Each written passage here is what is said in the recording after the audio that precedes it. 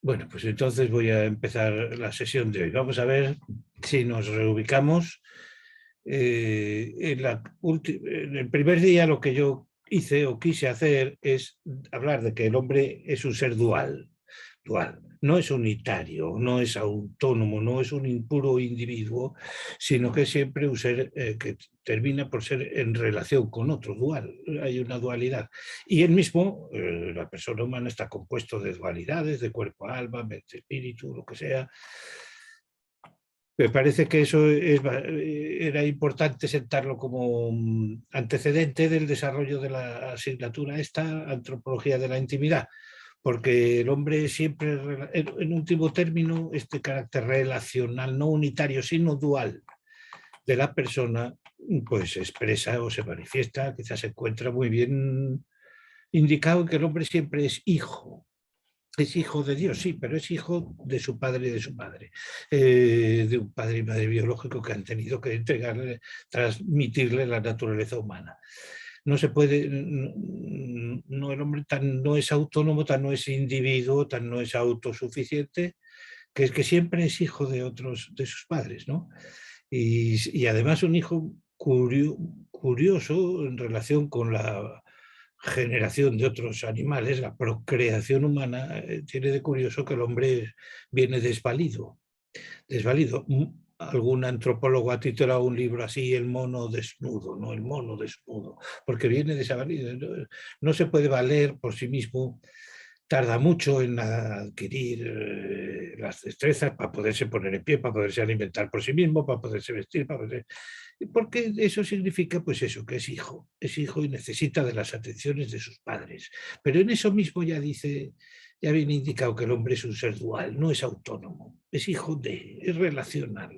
Bueno, después dijimos las distintas dualidades con las que hablamos, de las distintas dualidades que se podía entender al hombre y se le ha entendido siempre, pues que si digo cuerpo, alma o individuo, sociedad o mente, cerebro, lo que sea. Las principales dijimos que eran estas: naturaleza y persona, esencia y existencia y criatura, creador. Son las dualidades más importantes o las de fondo más radicales. Hay otras, hay muchas. El hombre es un ser dual, todos son dualidades. Pero bueno, dijimos eso. Y luego, por último, o lo que yo quise decir, y espero que haya quedado, es que las dualidades humanas no significan dualismo, establecer dualismos, porque no son dualidades separadas de dos términos inconexos o cuerpo y espíritu como si no hubiera, sino que son, precisamente hablamos de una jerarquía, una ordenación entre ellas y unas redundancias mutuas, beneficio, por ser superior de lo inferior, beneficia a lo superior e inferior, tanto como lo inferior superior, porque lo superior es inferior de una tercera, de otra dualidad distinta, repercute eso en la primera. Entonces, están trenzadas, eso es lo que digo, las dualidades humanas están trenzadas, de manera, no ya es que formen una unidad, no, no, forman más bien una cadena de repercusiones y beneficios. Bueno, eso es lo que quise decir. Era el antecedente necesario para hablar hoy de dentro, fuera, porque esta es la antropología de la intimidad, de lo interior, de lo radicalmente interior de la persona. Pero entonces, dentro, fuera, es una dualidad. Hay otras dualidades: cuerpo, alma, naturaleza, persona, esencia, existencia, creador, criatura. Hemos dicho las más importantes, pero hay esta dualidad dentro, fuera. Claro, no es una dualidad, vamos a decirlo así, con demasiado peso dentro de la historia de la filosofía o de las conceptualizaciones metafísicas o antropológicas que hemos hecho los filósofos.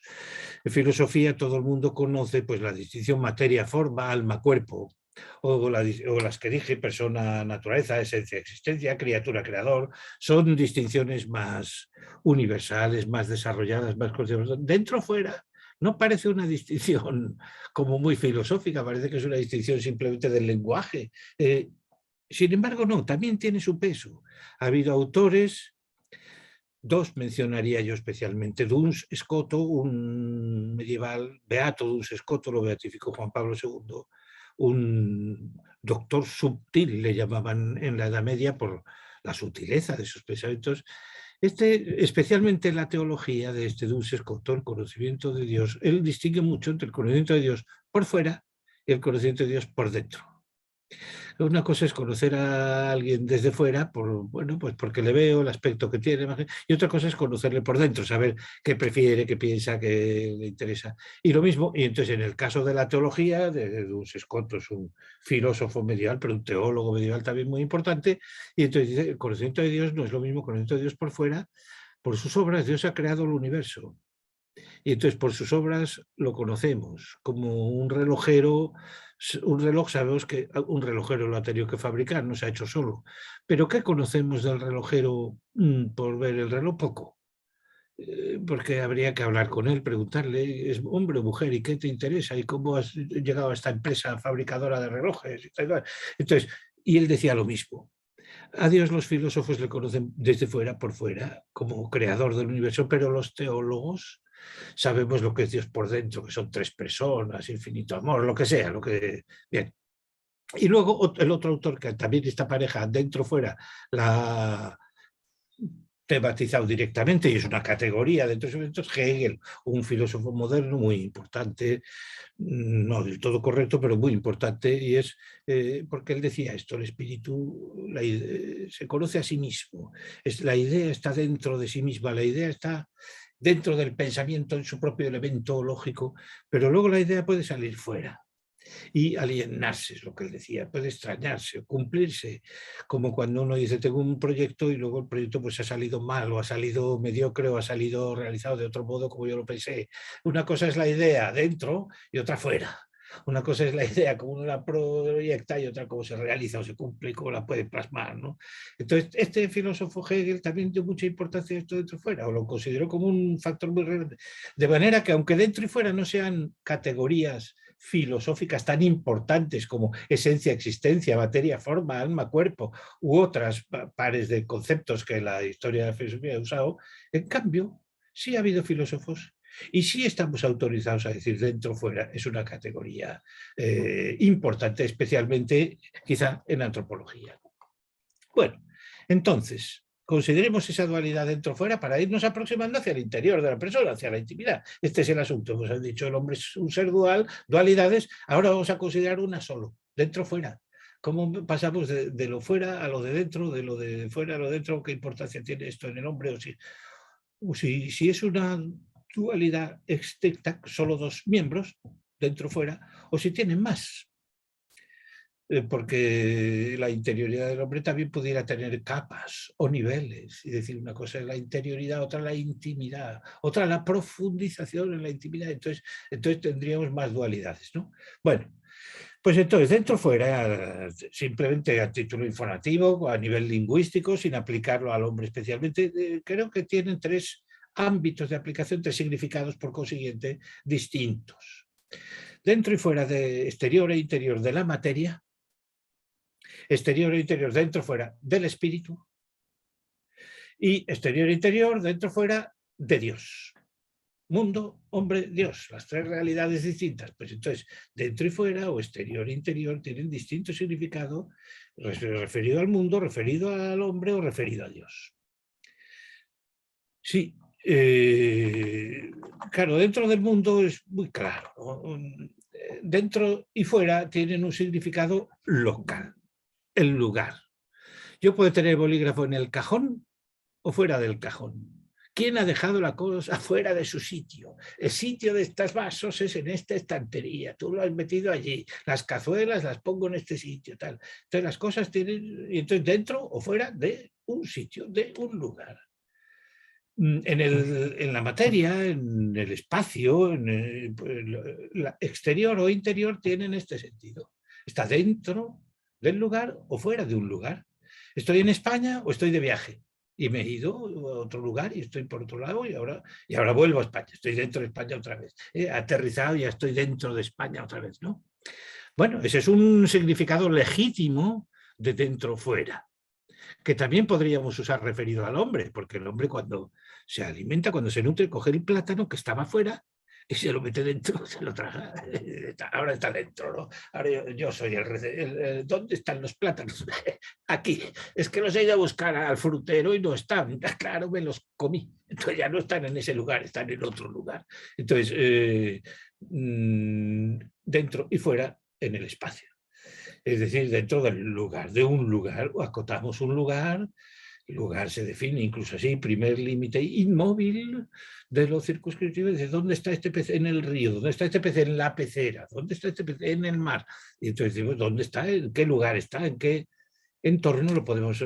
Bueno, entonces, y hay otras cosas que están fuera, las sacamos de su sitio, ya no está dentro de... El balón ya no está dentro del armario que guarda los balones, sino que unos cuantos hemos sacado para el entrenamiento de los chavales y están por aquí dando vueltas. Bien. Hay otro significado de dentro fuera que es para el hombre, específicamente para el hombre, o principalmente para el hombre, que es dentro fuera del espíritu.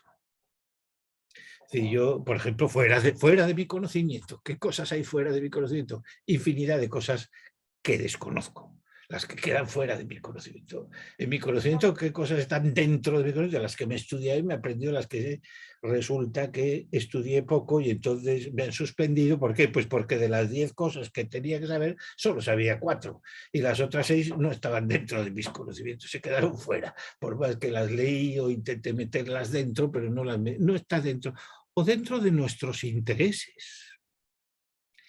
Porque hay cosas que nos interesan y entonces las tenemos cercanas, no hacemos más que pensar en ellas, las tenemos, por tanto, en la cabeza. Y hay cosas de las que nos hemos desinteresado, que incluso lingüísticamente nos solemos expresar así. Esta persona ahora me pilla muy lejana. Fue amiga mía hace un tiempo, estábamos muy cercanos, y nos tratamos mucho, nos contábamos las cosas. Luego ya la vida nos lleva por sitios diferentes y entonces se ve, ¿no? El sentido de dentro y fuera del espíritu. Desconocido o desinteresado de aquello, entonces eso queda fuera de mi espíritu, no está en mi interior. Esos puntos de vista yo no los tengo en mi interior. Otros sí, o otros puntos de vista sí. A mí me interesan estos asuntos y por tanto todo lo que tiene que ver con eso yo me informo, lo quiero, está dentro de mí, lo tengo dentro de mí. Eso otro me pasó desapercibido, ni me di cuenta, no lo tomé en cuenta, no lo consideré, no lo introduje en mi interioridad, pues porque no me interesa y no me da igual saber de esto que no, es que este es un asunto en el que yo no entro. Otros se fijarán en este aspecto de la cuestión. Se ve, dentro y fuera, no respecto de un lugar, un cajón, un armario, no respecto del espacio físico, sino dentro y fuera del espíritu humano o de la afectividad humana, mis afectos, de mis intereses, mis planes. Eso no entra en mis propósitos, eso no lo tengo en la cabeza para nada. Ya renuncié a eso hace tiempo, ¿no? Entonces yo estoy en lo que estoy. Entonces, o desconocido. O sea, desde el conocimiento, lo que queda fuera del conocimiento es lo desconocido. Desde el punto de vista de la voluntad, de los deseos, de lo que quiero, lo que no quiero en absoluto, pues eso no, ni lo considero. Desde el punto de vista de los afectos, lo que ha quedado ya fuera, ya esto ya no... un tiempo nos quisimos, pero ahora ya es que ni me acuerdo de... Yo no, eso fue un amigo que tuve hace mucho tiempo, ahora ni le conozco, ¿no? Ahora ni sé quién es, ni dónde vive, ni qué está, porque ya ha quedado fuera de mi afectividad, fuera de mi interioridad. Bien. Y en tercer lugar, Dios. Claro, se puede decir dentro y fuera de Dios también, sí se puede decir. Es más difícil decir por qué. Pues porque Dios es la plenitud del ser y Dios está en todos los lugares, lo conoce todo, lo puede todo. De alguna manera está en todos los lugares. Eso es decir que Dios está en todos los lugares por su esencia, porque precisamente es la plenitud del ser, por su potencia, porque en todos los lugares puede intervenir. Y esencia, potencia y pues será impotencia, y por su conocimiento, porque todo pues, lo ve todo, ¿no? Sin embargo, también se puede decir, en cierto sentido, se puede decir el universo físico, la naturaleza material está fuera de Dios. No solo es que la haya creado y exista, sino que queda fuera de Dios. ¿Por qué? Pues porque Dios no es un ser material. Y por tanto las virtualidades, las cualidades que las cosas tienen por ser materiales, que son grandes o pequeñas, pesadas o ligeras, no se puede decir que estén en Dios. ¿Por qué? Pues porque Dios ni es gordo, ni flaco, ni pesado, ni ligero, no es corporal. Entonces, decir Dios es gordo no tiene ningún sentido. De manera que entonces esas perfecciones, cualidades, propiedades que tienen las cosas vinculadas con su materialidad, pero la materialidad está fuera de Dios, puesto que Dios es incorpóreo. Entonces el universo físico se puede decir fuera de Dios, no fuera de su conocimiento, no fuera de su poder, no, no, no, no, Dios lo sabe todo, lo puede todo, está presente en todos los lugares por su esencia, por su potencia, por su sabiduría, pero se puede decir en algún sentido que el universo está fuera, y también se puede decir que está fuera de Dios. Los condenados, si hay condenados, si hay algunas personas que no, cuya actuación no es aceptada por Dios, pues entonces eso es la fórmula bíblica que aparece en el Evangelio. No te conozco, fuera de mi vista. Esto es lo que dice, no te conozco, fuera de mi vista. Entonces, fuera del conocimiento de Dios, Dios es el ser que se conoce a sí mismo y al conocerse a sí mismo lo conoce todo, excepto aquello que dice fuera de mi vista, ¿no? Entonces, hay otra manera de quedar excluido de Dios, que es el hombre que se resiste a, que no acepta, no acepta el amor de Dios o el gobierno divino de las cosas, o se retrae de eso y se queda encerrado en sí mismo, ¿no? Bueno, si es que eso es posible, si es que eso cabe, no vamos a decir, pero lo que es el infierno, pues eso es separación de Dios. Precisamente en eso consiste el infierno. Me parece incluso que desde el punto de vista teológico considerado, pues significa eso, ¿no? Separación de Dios. A Dios no le puede el fin del hombre, que es conocer a Dios, ese no se cumple. No vas a ver a Dios jamás. Te quedas encerrado en ti mismo y en tus cosas, entonces quedas separado de Dios. Bueno, pues eso por tanto, también habría un dentro y fuera del espacio, de un lugar, dentro y fuera del espíritu humano, del conocimiento de la voluntad, y dentro y fuera de Dios, pues aquello que no puede entrar Dios, o porque es material, entonces no puede entrar, o porque Dios le ha retirado la mirada y dice, fuera de mi vista, no te quiero ver. Que se queda uno aislado, separado de Dios. Si un hombre se quiere aislar o separar de Dios, se puede aislar y separar de Dios, para eso un hombre, un ser libre, puede hacer eso, para eso tiene la libertad, ¿no? Bueno, ahora quería señalar, para que nos fijáramos, aunque no sé si tiene demasiado interés, pero me parece que es una cosa bonita de pensar, o quizá enrevesada de pensar, o propia más de filósofos, no sé si esto trae alguna... La reversibilidad de esa secuencia. Estar fuera, estar dentro, tiene esta reversibilidad. Una reversibilidad que llamaría yo hacia arriba, no hacia abajo. Es decir, si el mundo está en el hombre, y el mundo está en el hombre desde el punto de vista cognoscitivo, porque el hombre le conoce el universo, hace ciencia, sabe las leyes que rigen, entonces el mundo lo tiene dentro de la cabeza, no queda fuera, desconocido.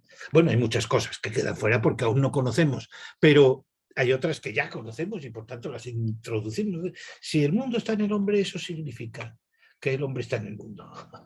En ese sentido es reversible. Porque si el mundo está en el hombre, es decir, si el hombre le conoce, o en el orden de los afectos, de la voluntad, si el mundo está en el hombre, y yo quiero cosas de... A mí me gustan los plátanos, o me gusta viajar, o me gusta la puesta de sol, me gustan cosas del mundo. Si el mundo está en el hombre, en mis afectos, en mi pensamiento, en mi voluntad, en mis decisiones, entonces eso es porque el hombre está en el mundo. No podría ser de otra manera, porque claro, para que el mundo esté en el hombre me llegue por la vista y yo lo vea un panorama, yo tengo que estar ahí mirando, tengo que estar ahí metido mirando. Es el mundo el que está en el hombre, porque el hombre lo ha conocido o lo desea o le produce cierto afecto, ¿no? Y tengo calor, estoy sintiendo una sensación espantosa de calor o tal, pero solo puedo sentir esa sensación porque estoy ahí, porque estoy en el mundo en un día caluroso. De manera que esa relación es reversible, pero solo, por así decirlo, hacia atrás.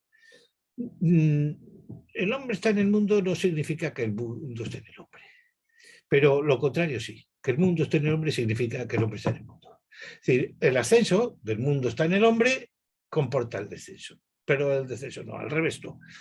Y lo mismo se podría decir de si el hombre está en Dios, entonces eso es porque Dios está en el hombre. Si el hombre es conocido por Dios, entra dentro de la intimidad, entonces es porque Dios está en el hombre.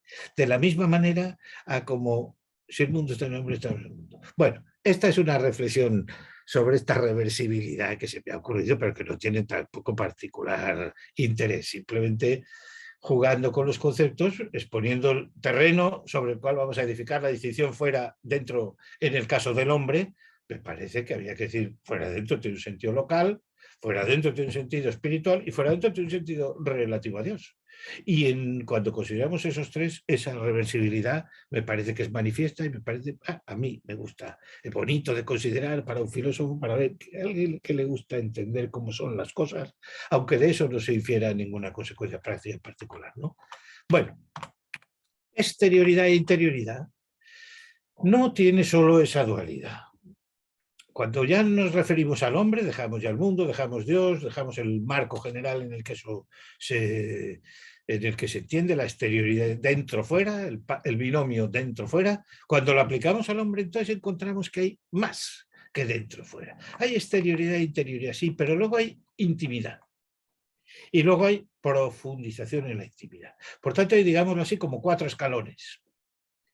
Exterior, sí, sí, exterior al hombre hay muchas cosas, es evidente. Tenemos delante de nosotros el monitor ante el que estamos.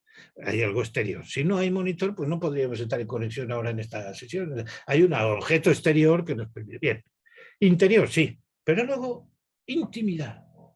Intimidad es, por así decirlo, el fondo, no la interioridad. Ahora vamos a hablar y aclararlo esto, ¿no? Porque la interioridad del hombre, en último término, está vinculada, conectada con la exterioridad. Sí, lo que yo pienso, lo que yo quiero, mis percepciones subjetivas, mis afectos, todo mi interior, está conectado con la exterioridad, porque ¿qué es lo que yo quiero?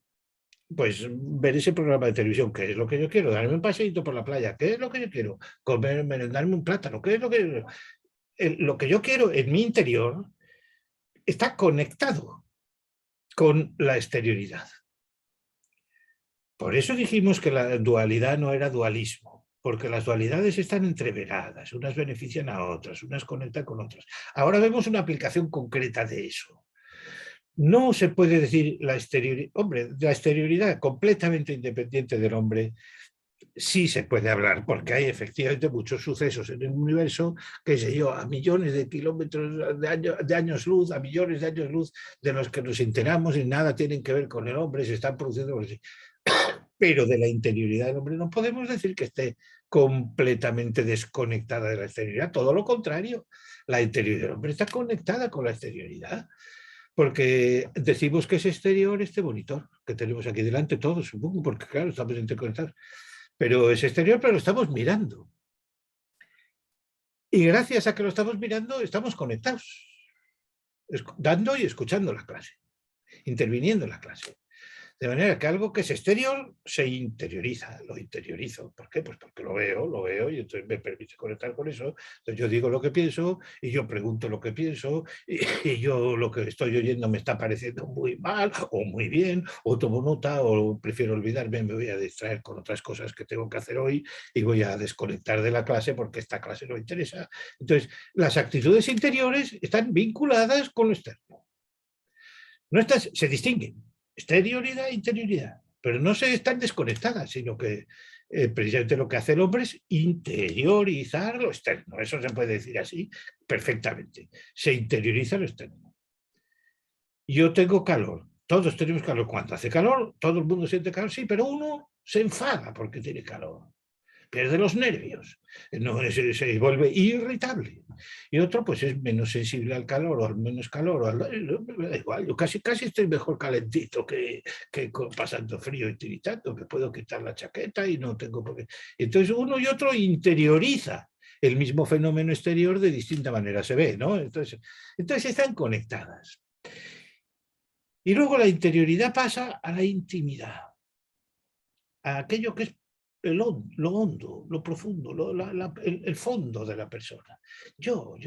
Sí, interior, mis deseos, mis pretensiones, mis afectos, mis propósitos, mis apreciaciones de las cosas, pero soy yo el que tengo esas apreciaciones. Y yo respecto de mis propias interioridades puedo adoptar alguna posición y decir, no, en fin, me parece que estoy pensando demasiado en mi éxito personal, que todas mis pretensiones van dirigidas a mi éxito personal y quizás soy mala persona, soy egoísta, solo estoy pensando. Y uno puede hacer juicios de esa clase que, bueno, lo pongo como ejemplo, no sé si es completamente aceptado o verdadero, de cómo la profundidad, el fondo la persona de cada quien puede desprenderse un poco de esa interioridad o se distingue de esa interioridad en tanto en cuanto puede juzgarla o tomar posición respecto de ella y decir, por tanto, tenemos no solo exterioridad e interioridad, tenemos luego intimidad. Y aún diré más, hay un cuarto momento que es profundización en la intimidad. Si ya hemos llegado al fondo, ahí está la persona, al final sí, pero la persona es creada y puede buscar a su creador. No lo encontrará, no lo tendrá, pero lo puede buscar. Por tanto, hay como un proceso de cuatro escalones: exterior, interior, íntimo, y más profundo aún que lo íntimo, íntimo meo, decía San Agustín. Dios es más íntimo a mí mismo que yo mismo, íntimo, más íntimo que lo íntimo. Por tanto, exterior, interior, íntimo y más íntimo que lo íntimo, profundidad sobre lo íntimo. Hay como cuatro, pero en fin, el asunto ahora más que exponer los cuatro era simplemente, o lo que yo quería decir es que están entreverados, que lo mismo que exterioridad y interioridad y exterioridad no están desvinculados, sino que lo exterior yo lo interiorizo, pues la interioridad y la intimidad están vinculados. Y la intimidad y esa profundización también están vinculados. Y eso es lo que querría hoy exponer, o ahora en esta clase exponer, ¿no? La vinculación, la conexión, mutua conexión entre exterior, interior, interior, íntimo, íntimo más profundo aún que lo íntimo, más íntimo que lo íntimo. La conexión entre esas cuatro, que no son cuatro escalones inconexos, porque no es dualismo y no es por tanto dualidades, cada uno de los miembros va por de suyo, sino que al estar entreveradas, pues la dualidad exterior-interior tiene que ver con la dualidad interior-íntimo, la cual tiene que ver con la dualidad íntimo más profundo que lo íntimo. Y por consiguiente, eso está entreverado, está vinculado, está conectado una cosa con otra.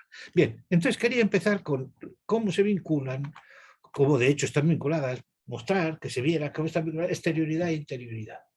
Y para eso quería acudir a un filósofo del siglo XX que se llama Levinas, muy interesante, es judío y además en principio enemigo del cristianismo, escribió contra el cristianismo, escribió contra Cristo diciendo que eso de un Dios que perdona cuando muere en la cruz y perdona, pues eso es injusto, porque al bueno hay que premiarle y al malo castigarlo. Y entonces el perdón es injusto. Y entonces Dios, la justicia, los judíos, y los judíos prefieren la justicia, ¿no? Dios justo, que da premia a los buenos y castiga a los malos, no que perdona a los malos y además premia a los buenos. Sino, y entonces, bueno, entonces le parecía. Luego resultó que no, que en un momento dado de su vida leyó bien la vida de Cristo y le pareció de otra manera. Y incluso el Papa Juan Pablo II, a esos encuentros que tenía en el Vaticano con intelectuales del mundo académico, a Levinas le invitó para que fuera allí a exponer sus ideas o lo que él pensaba, porque algunas de las cosas que dijo Levinas, esta a la que me voy a referir, pues tenían para el Papa mucho interés y creo que tienen mucho interés para cualquier filósofo que se interese en estas cosas. Levinas hace una fenomenología, vamos a decirlo así, del rostro humano, el rostro de la persona, la cara, simplemente la cara que vemos de los demás, ¿no? Claro, el rostro, él dice. Fijaros, pues yo hablo del rostro y de esto que dice Levinas acerca del rostro, porque me parece que es un ejemplo de esta conexión entre exterioridad e interioridad. Porque el rostro es una manifestación de la interioridad de la persona. Se dice que la cara es espejo del alma. Y entonces, y sin embargo, el rostro es una manifestación de la persona que evidentemente mira hacia afuera. Es la imagen que se da al exterior. Y por eso yo me maquillo, me pinto los ojos, me peino, algo, porque es la imagen que. Entonces es hacia el exterior. Sí, pero soy yo el que me manifiesto hacia el exterior, ¿no? ¿Verdad? Entonces me parece que era un ejemplo de esa conexión de que exterioridad e interioridad, siendo distintos, no están sueltos. No es dualismo, sino que están entreverados. Es la interioridad la que se manifiesta del exterior. La interioridad se apropia de la exterioridad y le sirve como vehículo de manifestación. Y entonces en el exterior se manifiesta. Y bueno, y esto es lo que dice Levinas sobre el rostro. Dice eso, ¿no? Que el rostro es al mismo tiempo un fenómeno, una manifestación de la persona, porque efectivamente tú ves la cara de alguien y dices, es fulanito, es fulanito. La cara le pertenece a uno como un identificativo, como una manifestación de quién es el rostro de esa persona. Es un fenómeno, es decir, una manifestación, ¿no? Pero al mismo tiempo es un enigma. ¿Por qué? Pues porque parece que la cara reserva al que está detrás. Y de hecho, pues, ¿qué pasa? Que uno puede poner cara de póker. En el póker, ¿qué pasa? Que uno tiene que ocultar sus expresiones, porque claro, si deja ver que tiene muy buen juego, nadie le va a querer la apuesta. O si deja ver que tiene muy mal juego, todo el mundo va a abusar de él. Entonces, que tiene por cara de póker, cara inexpresiva, que no se ve a través de mi cara qué juego tengo, para poder ganar la apuesta luego, o para que no me pelen y me saquen todo lo que tengo, ¿no? Porque entonces no tienen que ver que tengo malas cartas ni buenas. Tengo que saber tener cara de póker, cara inexpresiva, cara que no refleje. A veces la cara también es una máscara hipócrita, en el fondo hipócrita, ¿no? Aunque sea como digamos, una dependienta de un comercio, un dependiente de un comercio, pues tiene que sonreír a los clientes, claro, no les va a recibir con mala cara, porque el cliente dice, pues ya, mira, a gruñir, vete a otro y me voy a otra tienda donde me atiendan mejor. No me gruñas, ¿por qué me gritas? ¿Pero qué he hecho yo? Si no he hecho más que entrar a comprar. Dice, claro, o sea, comprendo que sean las 7 de la tarde, estés a punto de cerrar la tienda y casi te moleste que entre un cliente, pero a mí no me voy a otra tienda. No, entonces tienen que sonreír, pero sonreír aunque estén cansados, aunque efectivamente no les haga ninguna gracia que entre un cliente. Entonces resulta que esa sonrisa es, vamos, es hipócrita, entre comillas, es una máscara que oculta lo que realmente ese dependiente está harto de trabajar ese día y querría dejarlo y no querría que no entrara ningún cliente más y poder echar el cerrojo, y sin embargo tiene que poner una sonrisa. O los artistas, las actrices del teatro, los actores del teatro o de una película, y entonces tienen que poner la cara que conviene a la escena, una cara sonriente, una cara...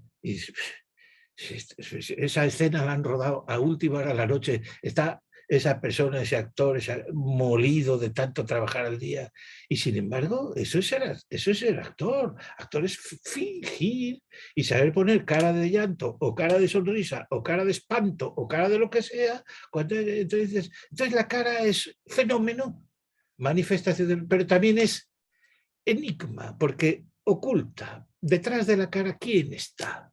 Esa cara es hipócrita, es una máscara, es cara de póker, me está sonriendo porque, en fin, porque es lo que tiene que hacer, porque es un dependiente y entonces tiene que sonreír, pero o lo propio es que sonría, también podría no hacerlo, pero es un buen dependiente, competente, profesionalmente competente, entonces se traga su cansancio y voy a atender con amabilidad al cliente. Sonrío. Pero entonces esa es una máscara que no es fenómeno, no es manifestación del verdadero estado de ánimo de esa persona, sino manifestación en todo caso de la profesionalidad de esa persona. Pero la cara siempre guarda ese enigma, ¿me estará engañando o no? ¿Por qué? Pues porque la cara al mismo tiempo es un fenómeno o es un verdadero oculta detrás. Otra cosa. Bueno, Levinas dice el rostro y también dice la palabra, porque claro, el otro nos habla. Palabra, también lo pongo como ejemplo de esto, una exterioridad. La palabra es un fenómeno exterior, es un sonido, una vibración que gracias a las cuerdas vocales tal, pues producimos una vibración en el aire y cualquiera puede oírla y puede ser grabada. Por tanto, es una exterioridad, es algo perteneciente al exterior. Y sin embargo, la palabra la pronunciamos desde el interior. Yo digo lo que quiero. Lo mismo puedo insultar que bendecir. Decir que guapa eres, que déjame en paz. Y entonces uno puede, y entonces ahí la palabra ocurre como con el rostro. Es fruto de la interioridad, pero uno puede mentir. No tiene por qué decir la verdad. No, sí, tiene por qué decir la verdad, pero puede no decir la verdad. O puede decir tonterías, contar un chiste, o hacer una gracieta, o fuera inoportuna, o desafortunada. Bueno, por tanto, es una exterioridad que en principio está conectada con la interioridad, claro que sí, pero que por lo mismo que está conectada con la interioridad pierde su... Bueno, diré eso, ¿no? A propósito de eso voy a permitirme un pequeño comentario, un minuto, dos. Tengo ahí un reloj a la vista para... Derrida, otro autor contemporáneo, me hace menos gracia que Levinas y no fue invitado por el Papa al Vaticano tampoco. Derrida escribió un libro que se llamaba La voz y el fenómeno. Palabra y rostro, la voz y el fenómeno. Por eso lo saco a colación, ¿no? Por lo que venimos hablando. Pero entonces la diferencia entre la voz y el fenómeno visto, visual, el rostro, ¿no? Fenómeno ante la vista. Y esto lo comento especialmente porque el otro día me pediste, alguien de los asistentes aquí me pidió que pusiera PowerPoint o imágenes, porque las imágenes quedan. Y en atención a esa petición traigo un PDF siquiera para poner en la próxima clase, para atender a eso. Pero yo respondí diciendo prefiero el discurso que no la imagen. Y esto es lo que plantea Derrida cuando habla de la voz y el fenómeno. La diferencia entre la voz, que es auditiva, un discurso, y el fenómeno, que es visual, una imagen. Y vale la pena atender a eso, porque estamos en una sociedad en la que el discurso se está cambiando por la imagen, en la que la voz se está cambiando, en la que el fenómeno visual se está cambiando por la voz auditiva. Ahora mismo muchos periódicos que encontraréis por internet, en vez de una noticia escrita, lo que te ponen es un vídeo. Y en vuestros chats de WhatsApp y tal, a veces en vez de escribir y molestarme en escribir el mensaje, pues lo grabo con voz y el otro que lo escuche, ¿no? Y entonces dices, se está produciendo un cambio en que estamos prefiriendo la voz al fenómeno, en que estamos prefiriendo el sentido del oído al de la vista. O el de la vista, viendo un vídeo con su secuencia auditiva a la vista lectora, a leer el texto, ¿no? Y creo que ese cambio se está produciendo y no lo veo enteramente, no es que no lo vea enteramente beneficioso, es que lo veo, no es beneficioso, me parece que es perjudicial, directamente perjudicial, no enteramente beneficioso, como si tuviera algunos beneficios y otros perjuicios. Es que tiene más perjuicios que beneficios. ¿Por qué? Por estas dos razones. La primera es porque el tiempo visual es más rápido que el tiempo auditivo, que es más lento. Es decir, un mensaje escrito, yo lo leo en 10 segundos, lo leo en diagonal y lo leo en 10 segundos. Si me han dejado un audio en el WhatsApp, yo tardo 2 minutos en oírlo. Por tanto, claro, a él le resulta quizá más fácil de emitir que tener que tecletear todo. Pero a mí me resulta también más lento de leer.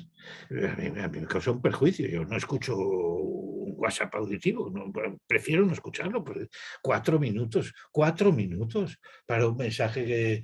y entonces me lo hubieras escrito y lo hubiera leído en diagonal rápidamente en 30 segundos. Entonces es una pérdida de tiempo. Pongamos ahora un periódico, si yo enlazo con un periódico por internet y la noticia me cuesta verla 5 minutos porque han cogido del telediario de televisión la imagen y la han puesto ahí 5 minutos, si me hubieran escrito la noticia la leo en 30 segundos. Entonces se pierde tiempo. Claro, escribir también cuesta mucho para el que emite la noticia y por eso prefiere dictarlo, lo dicto y sale en el WhatsApp auditivo, ¿no? Y por eso también, como cuesta mucho escribir, se acude a los iconcitos, a los iconos estos, ¿no? Los emoticonos y los iconos y escritura jeroglífica desde los egipcios. Es así. Y dices, claro, como tallar en la piedra un mensaje largo cuesta mucho, que pues pongo un iconcito y solo tallo una figura, una carita sonriente, es más rápido de hacer que poner estoy contento. ¿Y qué es lo que nos pasa con el WhatsApp? La carita sonriente es más rápido de poner que estoy contento. Entonces, ¿qué? Para el que escribe, para el que emite el mensaje, los iconos es lo mismo que decir, y el audio. Se lo digo y ya está, que él lo escuche. Que él pierda el tiempo, no es piérdelo tú escribiendo, que no me hagas a mí perderlo el tiempo leyéndolo, porque la escritura se le va. Y luego, no solo es cuestión de tiempo, sino también es cuestión de que la escritura nació, la humanidad la empezó 3000 años antes de Cristo, en Mesopotamia, para apuntar las cuentas de los intercambios de los comercios. Nació para que constara, para que quedara constancia, no porque el mensaje verbal se olvida, ahora no se olvida porque queda grabado, pero entonces se olvidaba, no quedaba, y entonces el escrito quedaba. Pero con eso no solo se consiguió el archivo documental, histórico de las cosas, sino que lo que se consiguió es pasar la palabra y el coloquio, el discurso, pasarlo del oído a la vista. Porque la palabra hablada se escucha, pero la palabra escrita se lee. Y la vista es un sentido muy superior al oído. Por ejemplo, eso, tarda mucho menos tiempo en leerse un folio que en oírse un minuto. Y otros beneficios que tiene seguramente la vista sobre el oído. Es un sentido, siempre se ha considerado superior, simplemente, entre otras cosas, porque llega más lejos. Porque el sonido vamos, a 200 metros o 300 metros ya se deja de oír y la vista llega a kilómetros hacia allí, ¿no? Entonces, simplemente por la distancia que permite percibir, se considera... Hay una pregunta, Claudio Guzmán. Sí, profesor, ¿cómo está? Buenos días. Muy bien. O buenas tardes allá, ¿o no? Sí. Oiga, ahora, o sea, estoy de acuerdo en que, bueno, si puede ser más rápido la lectura con respecto al tema auditivo, o también al tema visual, ¿no es cierto? Porque de repente uno pierde estos minutos escuchando, pero hay un tema también de la calidad de la información que se traspasa, porque cuando uno oye, también oye tonos, también oye ciertas emociones que van por detrás de lo que le están diciendo. Entonces, generalmente la escritura está como el fondo, ¿no es cierto? Sí, Pero te cuando uno escucha entiendo. también hay un fondo y también está la forma. Entonces, es más completo que leer. O sea, yo creo que hay un tema más positivo también al escuchar. Sí. Pues, Y sobre todo lo que me dices me ilustra de un asunto que es que viendo un vídeo, por ejemplo, y escuchándolo, es más real. La noticia escrita te pueden engañar. Dices, fulanito dijo que, y no sabes si lo dijo o no lo dijo, pero parece que si lo has oído y le has visto diciéndolo y has visto la reacción que ha producido en quienes lo han escuchado. Por tanto, con esto lo que quiere decir es, evidentemente hay factores, otros factores que avalan el cambio de la escritura al audio-vídeo. Los que tú dices, que los aspectos sentimentales o de afectos o de actitudes que tú ves en quien está hablando, o de tonos cuando está hablando, yo digo este otro, lo añado en favor de tu discurso, que es la autenticidad, la veracidad. Parece que al ver un vídeo y un audio y una discusión que se produjo entre personas, tú lo ves, te lo crees. Se ha podido desfigurar, pero te lo crees. Y en cambio un texto escrito, que también te lo tienes que creer, pero te pueden engañar más fácilmente, porque ahí pueden decir fulanito o no. Bueno, por tanto sí hay razones. Si no hubiera razones, si fuera tan evidentemente inferior como yo creo que es el audio-vídeo respecto del texto escrito, pues no se habría puesto de moda como se está poniendo de moda, porque ya digo, para quien emite un mensaje grabado es más fácil, accesible, te grabo un audio en el WhatsApp y lo lees y lo escuchas tú. Incluso para un periódico por internet es más fácil copiarte, ponerte el link a YouTube donde está el vídeo que redactar una noticia. Tiene que tener un redactor o tiene que tener solo uno que va poniendo links. Por tanto, claro que alguna ventaja tendrá, si no, no habríamos derivado de esa manera. Pero no obstante, yo creo que para el desarrollo de la inteligencia no. Bueno, pasemos a otro punto, si te basta, como respuesta, porque tenemos que avanzar algo. Así que no sé, me he detenido en este asunto de la voz y el fenómeno de Derrida porque había hablado de Levinas, del rostro y la palabra, como imagen de cómo la exterioridad y la interioridad del hombre están vinculadas. Y luego este asunto de Derrida, la voz y el fenómeno, me permitía recuperar aquello que hablé el otro día de poner un PowerPoint y de mi enemiga a eso, y prefiero seguir el discurso hablado, ¿no? Bueno, pero estamos en que exterior y teoría humanas no están desvinculadas. Entonces yo quiero poner el planteamiento clásico, que venía a decir esto. El mundo nos envía información, actúa sobre el hombre, como sobre cualquier otro animal, ¿eh? Es decir, recibimos la temperatura ambiente, oímos los sonidos que nos llegan de las cosas que se producen por ahí, vemos los colores de las cosas que hay delante. Es decir, el conocimiento es una aprehensión, aprendemos, captamos la información que nos llega del exterior. Y Sobre eso contesto lo que captamos del mundo y lo que vemos que hay tal. Entonces vienen los deseos del hombre o la voluntad del hombre que dice, aquello me gusta, me voy a ir por allí, aquello no me gusta, lo voy a intentar evitar. Claro, de lo que yo veo, yo entro en un aula con otros compañeros míos y digo, ay, va, mira, esa rubita, esa me gusta mucho, voy a ir a tomar café con ella.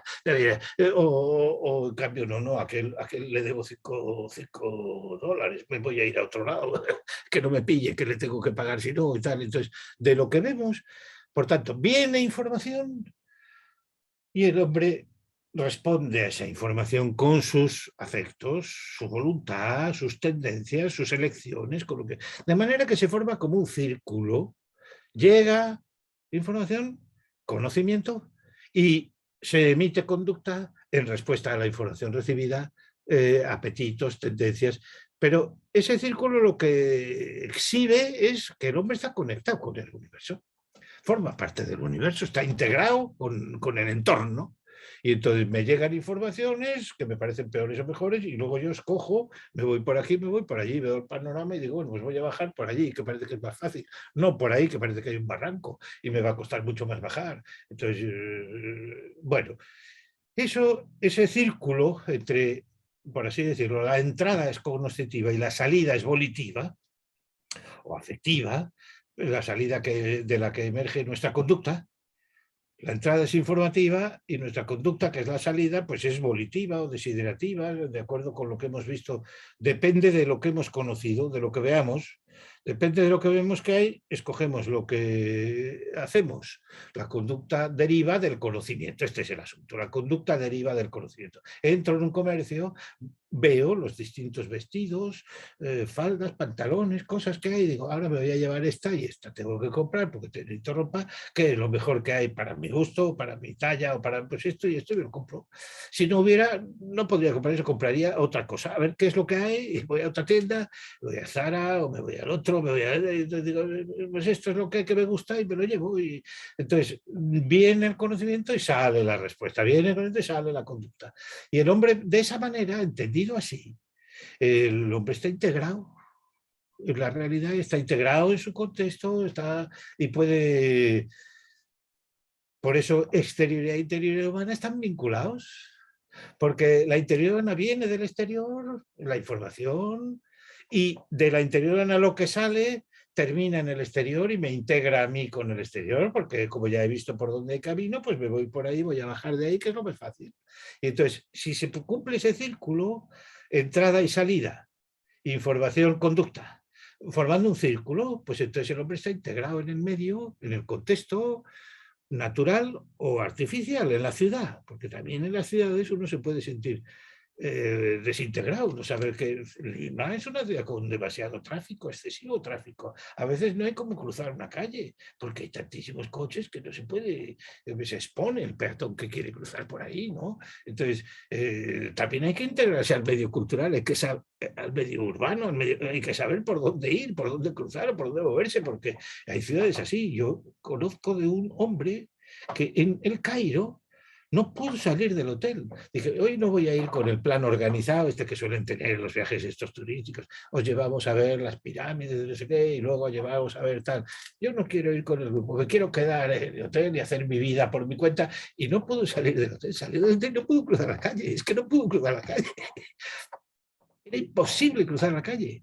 Y entonces me dice, otro día me voy con el grupo y que me lleven a donde haya que ir porque solo por mi cuenta no puede. Hay que adaptarse al medio cultural. Pero bueno, medio cultural o medio natural, se recibe información y se emerge la conducta y entonces hay un círculo de conexión, de integración del hombre en el medio. Sin embargo, el ideal moderno de la autonomía subjetiva, el que dijo la voluntad y los sentimientos del hombre y las tendencias del hombre no siguen al conocimiento, sino que son espontáneas. A mí me salen porque sí, yo quiero lo que quiero. No quiero lo mejor de lo que me ofrecen, sino que quiero lo que me da la gana. Me lo ofrezcan o no.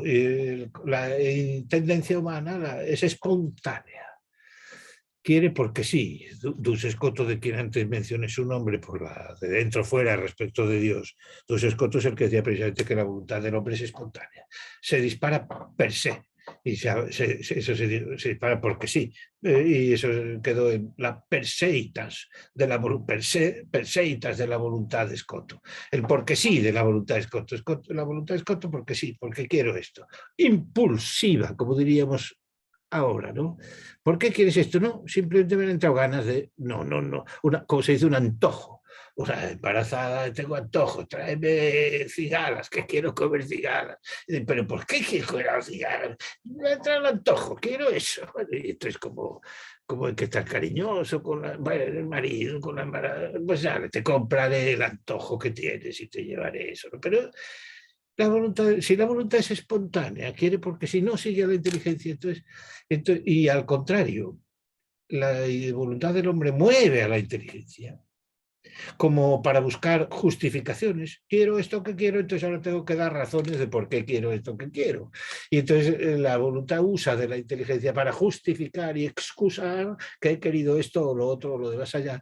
Por tanto, si el proceso se invierte, en vez de decir la inteligencia lo primero percibe información del exterior y mueve a la voluntad que se dirige hacia el exterior escogiendo un camino y por tanto se forma un círculo de integración del hombre con el medio. Si es al revés, sale del hombre una voluntad y la inteligencia manipula las cosas, las razones y los argumentos para justificar aquello que quiero y poderlo defender ante otros o ante los demás, pues entonces el hombre se desconecta de lo real, se aísla. Y entonces la subjetividad, el subjetivismo moderno consiste en esto, la subjetividad, la autonomía de la libertad consiste precisamente en eso, en que el hombre se ha separado del universo, no se siente influido por él y ordenado a él, sino que las cosas, los propósitos, las intenciones emergen de mí porque sí, perseitas, y la inteligencia la uso para justificar, como suelen utilizar a veces los políticos. Quieren una cosa a la que quieren, que es la que van a votar, y entonces luego todas las argumentaciones no son más que justificaciones, no son los motivos que pudieran mover, porque entonces otros motivos diferentes les harían cambiar de opinión, pero un político, un partido político no cambia de opinión, ha sentado su dictamen y entonces las razones son justificativas de, bueno, ese ideal de la autonomía de un sujeto que quiere lo que quiere espontáneamente y utiliza de la inteligencia para justificar su conducta, eso desconecta al hombre del universo. Y entonces no se puede decir exterioridad e interioridad humanas están conectadas, que esto es lo que están vinculadas. Quien ha roto, quien rompe ese acuerdo, esa conexión, esa permeabilidad entre exterior e interioridad es esa ideal de la... Bueno, pues lo mismo que exterioridad e interioridad, ahora vamos a decir intimidad. Interioridad e intimidad. Siguiente escalón. Un escalón más. La intimidad, ¿qué es? La intimidad es la apertura interior de la persona, no la interioridad. ¿Por qué? ¿En qué se distingue de la interioridad? La intimidad de la persona de la interioridad. Bueno, pues que la interioridad, como acabamos de decir, está conectada con la exterioridad. Por tanto, depende de un suministro externo. Lo que yo pienso depende de la experiencia que tengo, de lo que he visto fuera. Yo tengo esta opinión. ¿Por qué? Pues porque lo he visto fuera así. Es que yo he visto que esto siempre pasa de este modo. Entonces, por eso tengo esta opinión. Como está conectada la interioridad con la exterioridad, eso significa concretamente que la interioridad depende de la exterioridad. ¿Por qué te apetece ese pastel de chocolate? Pues porque lo he visto, sé que lo producen, fabrican en esta chocolatería, y me ha gustado mucho ir y usarla. Cada vez que he ido lo he comido y lo he disfrutado con sumo gusto. Entonces, como tengo ese antecedente, la interioridad, como está vinculada con la exterioridad, siempre tiene un antecedente externo, un aporte de una... Es interior, es un movimiento interior, es mi voluntad, es mi inteligencia, sí, pero con el aporte de un antecedente exterior que me motiva o me permite, es la base en virtud de la cual yo pienso esto, exactamente igual que la vista. Si consideráis lo que es la visión del hombre, los ojos del hombre ven, y ver es un acto subjetivo. ¿Qué hago yo? ¿Qué hace cada viviente? Tanto lo hace cada viviente que aunque vayáis al oculista y os mire el fondo del ojo con un aparatejo tal, luego os pregunta, ¿veis bien? ¿Veis mejor así? ¿Te pongo este cristal? ¿Veis mejor así o no? Eso soy yo el que tengo que ver. Es un acto que hago yo, que hace cada uno. Sí, pero no se puede ver si no te llega luz al ojo. Por tanto, es una respuesta a un estímulo externo. La interioridad del hombre, siendo interior al hombre, pero siempre es una respuesta. Por eso está conectada con la exterioridad, porque siempre es una respuesta a estímulos externos. Lo que yo quiero, mi voluntad, que se haga mi voluntad, el cabezota y quiero que se haga mi voluntad, sí, pero mi voluntad, siendo interior a mí, siendo algo mío, mi voluntad es esa porque conozco lo que hay, porque sé lo que hay, porque sé que se puede coger el tranvía. Es que quiero coger el tranvía para ir allá. Eso es lo que yo quiero hacer hoy. ¿Por qué quiero eso? Porque sé que si no hubiera tranvía, no se podría querer. ¿Quién quiere un tranvía donde no hay tranvía? Me parece que hay en Lima hay solo una línea de metro, no sé si ya habrá dos. Cuando yo estuve había una solo, ¿no? O vertical, ¿no? Paralela al mar. Poco me parece, ¿no? Y entonces, ¿cómo voy a coger una línea de metro horizontal que me llevara si no hay, cuando la haya la puedo coger, ahora no. Entonces, ¿qué línea de metro puedo yo querer coger? Yo puedo querer ir en metro si hay una línea de metro que me lleve a donde quiero. Por tanto, tiene que haber un aporte exterior, una influencia exterior. La interioridad del hombre está tan vinculada con la exterioridad, siendo interior, está tan vinculada con la exterioridad que depende de la exterioridad, parece. En cambio, la intimidad no. Esa es la distinción entre interioridad e intimidad. La intimidad de la persona es la propia persona. La persona puede dar.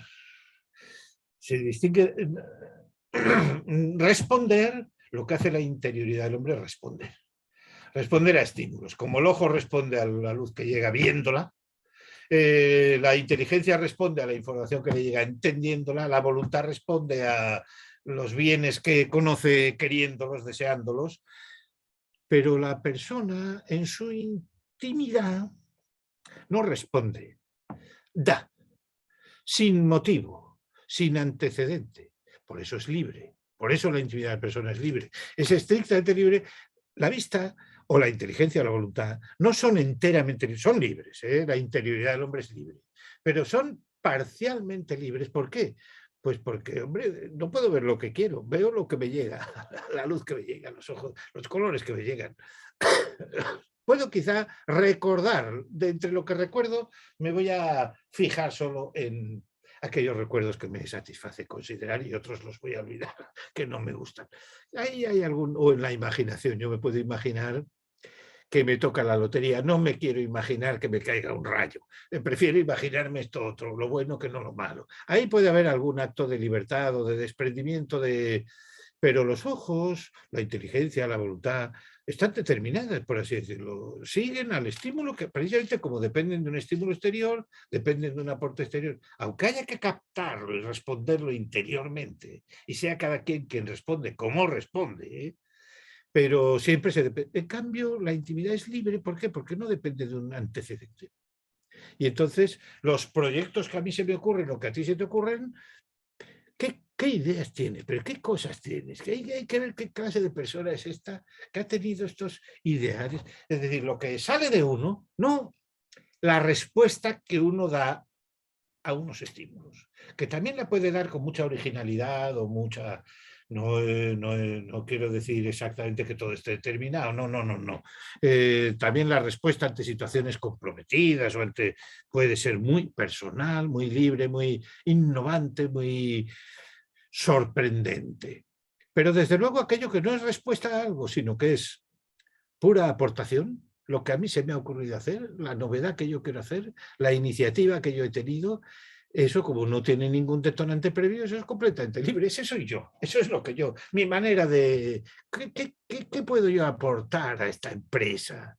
¿Qué puedo aportar yo en mi familia? ¿Qué puedo yo hacer? No, ¿cómo puedo responder? Naturalmente, si mi hijo está enfadado, pues yo tengo que, a lo mejor reacciono procurando tranquilizarle o preguntando qué le ha pasado, por qué se ha enfadado, o diciéndole, mira, en casa mejor no nos enfademos todos, porque si tú te enfadas, yo me enfado, otro enfada, vamos a terminar aquí a tortas, en casa no se puede estar enfadado, vamos a convivir, vamos a olvidar lo que... Vamos, uno puede adoptar las estrategias pedagógicas que le parezcan mejor, en orden a llevar su familia de la mejor manera posible y a solventar las dificultades que se presenten en el contexto familiar, pues como se le ocurra solventarlas. Pero eso es responder a algo. Y por tanto, esa es la interioridad de mis criterios, lo que yo capto que está pasando con mi hijo mayor y lo que yo quiero que ocurra en mi familia y según mis criterios reacciono ante esto que ha pasado de esta manera. Muy bien, interioridad y además la interioridad, no, la exterioridad es muy importante, la interioridad es muy importante, pero la intimidad ¿qué es? Pues lo que no depende de suministro previo, de aportación previa, sino que emerge de mí, es lo que yo aporto. No hay problema, no hay nadie enfadado, ni hay nadie, simplemente, ¿qué os parece si nos vamos esta noche al cine? Se me ha ocurrido esta idea. No se me ha ocurrido esta idea como respuesta a que han puesto un anuncio diciendo que ponen esta película tan conocida, tan famosa. Si es respuesta a eso, pues eso muy bien, es una interioridad asumida personalmente. No, pero es que también se da la intimidad, también se da lo que es una pura aportación, una pura donación, que emerge de uno y no es respuesta a un estimulador. La respuesta a un estimulador está muy interesante y además ha de ser personal también, ¿eh? Pero es que hay situaciones en que no respondemos, sino que aportamos en la familia, en el trabajo. Pues en el trabajo, claro que hay que responder a todo lo que se presente en el trabajo, claro que hay que responder. Hasta ahí podemos llegar. Pero luego uno dice, bueno, ¿qué haría yo con la empresa? Si me la dejaras, si yo fuera el gerente, ¿qué haría yo con esta empresa? ¿Qué le veo yo de...? Digo, no, yo creo que esto hay que cambiarlo enteramente. Aquí lo que hay que hacer es un proyecto. Meta, en vez de Facebook vamos a llamarlo Meta. Me parece que Meta lo que le ha llamado, ¿no? Metafísica, ¿no? Metainformática o lo que sea, ¿no? Bueno, entonces uno tiene una idea, un proyecto, un propósito que no. Bueno, esto parece que responde a los problemas que tiene Facebook sobre la privacidad y sobre otros asuntos, ¿no? Pero supongamos que no es respuesta ante un problema, sino que es una innovación pura, como cuando uno tiene la idea de montar una empresa. Bueno, también eso puede ser la respuesta a una situación de que estoy en paro, estoy en tal, tengo que hacer algo, y bueno, y así uno tiene grandes ideas. Pero no, además de eso que existe, está muy bien que exista y debemos procurar también responder con continuo, con originalidad, con personalidad, con innovación a todas las circunstancias laborales, personales, profesionales que se nos planteen. Pero además de eso es que hay veces en que no se plantea ninguna problemática ni ninguna situación, simplemente estoy aburrido, ¿qué hago esta tarde? Y entonces no tiene iniciativa. Bueno, también puede decir, me aburro, me voy a tirar, esto pasa mucho, ¿no? Porque está uno tan cansado todos los días trabajando hasta las 8, tal, que llega el sábado y dice yo, tirado delante de la tele, a mí que yo quiero aburrirme de la televisión, esto es lo que quiero, porque es digamos, una expresión de descansar, de que acepta. Pero uno puede decir, pues lo que tengo toda la tarde, ¿qué hago? Y yo, voy a ir a ver un museo, voy a reverdecer mis inquietudes culturales y me voy a ir a ver un museo, el Museo del Oro, que está allí cerca del Paz, ¿no? Y bueno, y hago una actividad cultural o hago lo que sea, ¿no? Y entonces, la iniciativa de cada uno, la aportación, dona. ¿Qué hago para manifestar, para decirle a mi mujer que le quiero, ¿no? Naturalmente, si tengo que responder a alguna necesidad, porque hoy está triste, porque hoy está cansada, porque hoy, pues bueno, hoy te voy a hacer yo la cena, bien, respondo de esa manera, pero y si no hay ningún problema, simplemente quiero manifestar, sale de mí la aportación. Entonces la persona también aporta, no solo responde, sino que aporta ella misma. Este es el asunto. Por tanto, no solo interioridad en correlación con exterioridad, sino intimidad donal, aportante. ¿Por qué no? También las personas no solo dan de sí, responden bien a los retos que se les plantean, sino que sin reto ninguno, precisamente la persona es capaz de... Hay una pregunta, Mayer Calderón, Sí, profesor, gracias. ¿Puede haber alguna acción en la que se unan ambos, la intimidad y la interioridad? Porque tiene que ver con las intenciones. O sea, por ejemplo, Claro, claro, claro que sí, la claro que sí. Lo caridad. mismo que hemos dicho, exterioridad e interioridad están vinculadas, porque si no estuvieran vinculadas, la exterioridad sería la pura exterioridad, lo que no tiene nada que ver conmigo, pues de lo que ocurre millones de años luz en una galaxia por ahí que no tiene nada que ver conmigo.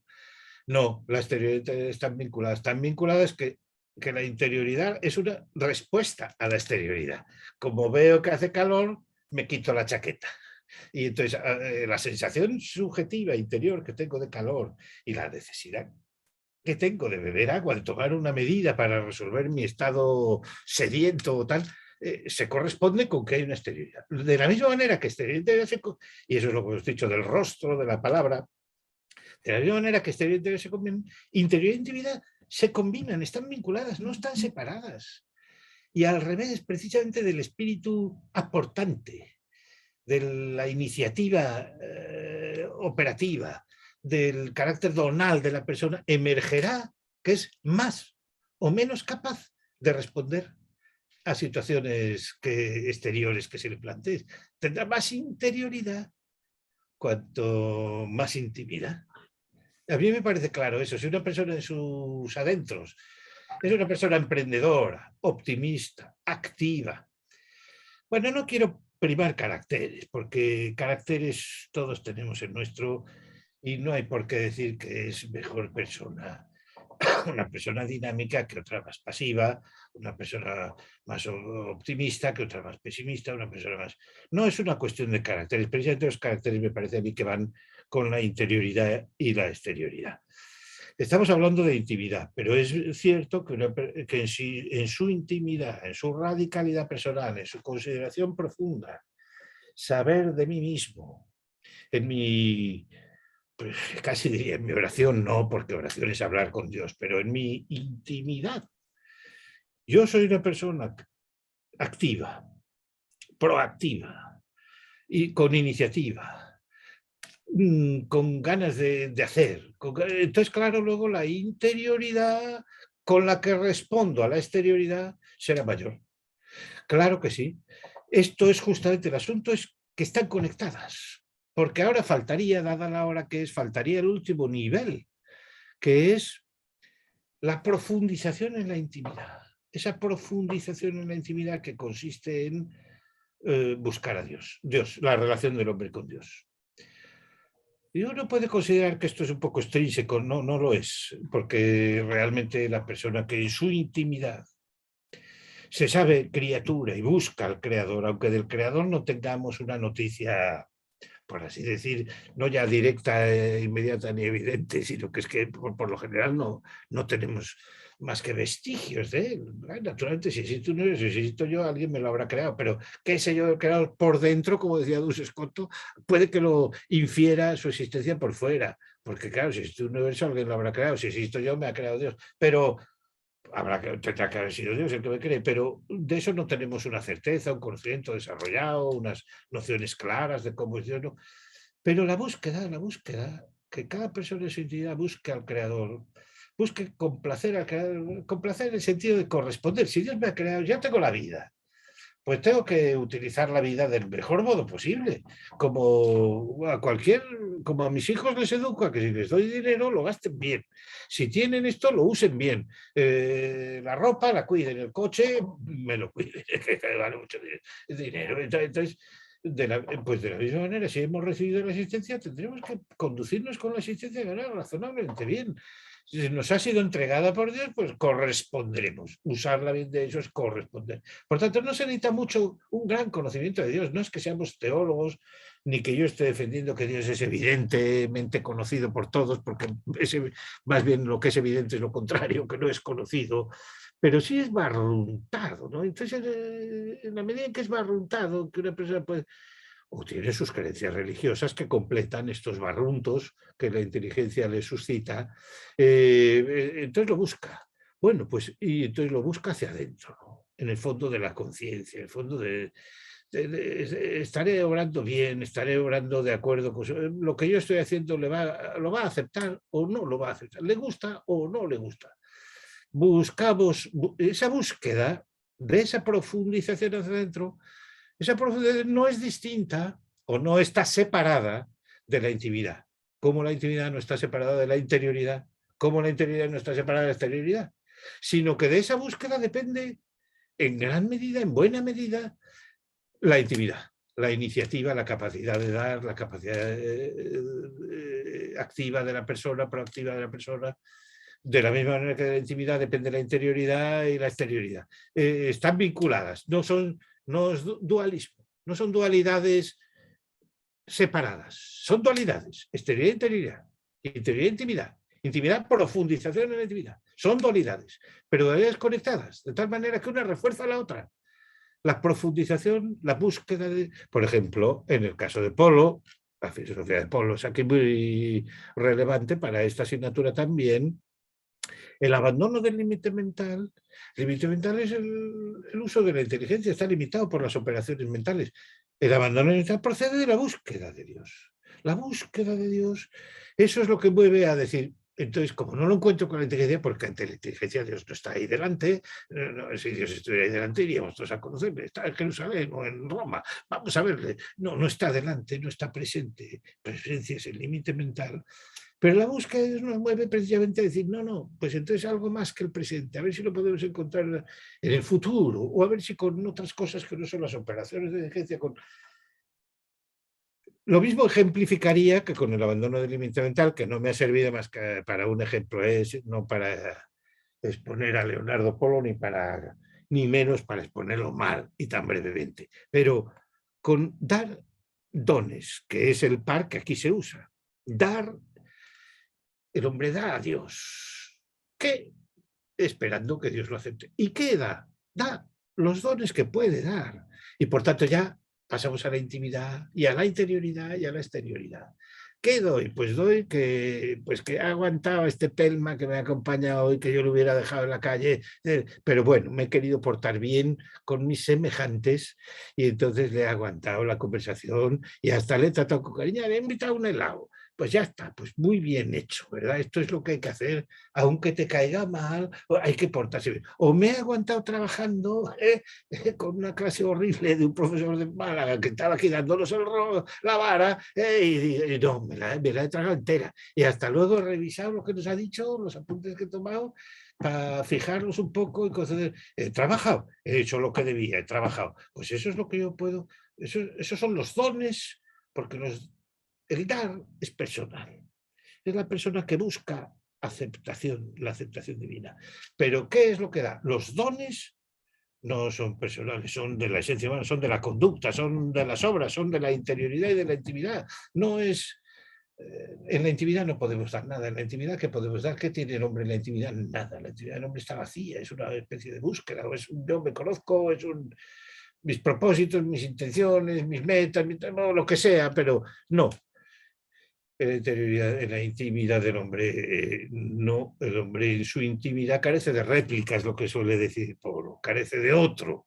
No, en mi intimidad no me encuentro con otra persona con la cual poder hablar, en mi intimidad estoy yo solo decidiendo lo que... Pero en cambio, para constituir algo que pudiera yo dar, dones, el dar está en la intimidad, eso depende de mí, yo doy, aporto, tengo iniciativa, lo que sea. Sí, tengo iniciativa, pero ¿iniciativa de qué? En el interior del hombre nada.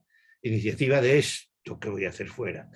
Dar dones. ¿Qué dones puedo dar? Lo que haga fuera, lo que haga en mi interioridad, en mi exterioridad, las acciones que yo vaya constituyendo. Y entonces eso digo, me parece que lo mismo la abandono que esto de dar dones, me parece que permiten decir esto, la intimidad del hombre, la profundización hacia adentro, que es la búsqueda de aceptación, dar, está conectada con la intimidad, con la iniciativa de la persona, que está conectada con la interioridad y con la exterioridad y con las acciones que voy haciendo. Y entonces dar se tiene que completar con ¿qué das? Pues doy esto. Si no doy esto, también se puede dar la lata, dar la paliza al vecino, ¿no? Y entonces no estoy dando lo que debo dar, estoy dando... Entonces el amar entre las personas, claro, yo quiero dar. a mi mujer, a mis hijos, a Dios, pues todo lo que pueda darles, porque yo les quiero muchísimo y es objeto de mi amor. Yo llevo muchos años con mi mujer, la quiero muchísimo, pero ese dar que se queda en la intimidad, que busca la aceptación ajena, pero en mi intimidad y hacia adentro, profundizando en mi intimidad, no puedo encontrar nada que darle. Para dar algo a mi mujer, a mis hijos, lo que tengo que hacer es actuar, ejercer algo. Y bueno, a mi mujer le voy a dar un regalo, le voy a dar unas flores, o le voy a dar un tal. Entonces, el dar se tiene que completar con el don. O le voy a ayudar hoy a fregar, o para cuando llegue ya he fregado yo todo y se lo encuentra todo y puede descansar. Entonces, si le quiero dar, la intención de dar, eso está en la intimidad. Incluso en la profundización de la intimidad, que significa buscar a Dios, buscar la aceptación de Dios. ¿Cómo busco la aceptación de Dios? Dando de mí lo que pueda. Pero el don que voy a dar, ese hay que hacerlo. Hay que ejercerlo con hacer, eso ya no está en la profundización de la intimidad, ni siquiera en la intimidad, sino en la interioridad y en la exterioridad. Yo puedo tener la intención de dar, a mí me puede gustar mucho mi empresa y querría darle todo para que saliera adelante, tal. Sí, pero si quieres dar algo en concreto, lo que tendrás que hacer es ir al gerente de personal a que reforme los sueldos, ir a trabajar una hora más, quedarme hasta las 8, hasta las 7, y entonces sí he dado algo. Lo otro era una intención o un propósito, un deseo, un dar, sí, efectivamente, amar. Yo amo mi empresa como amo a otra persona, pero esto es otra cosa. Bueno, me parece que son 15 y 16, y peor o mejor, os he dado lo que quería daros.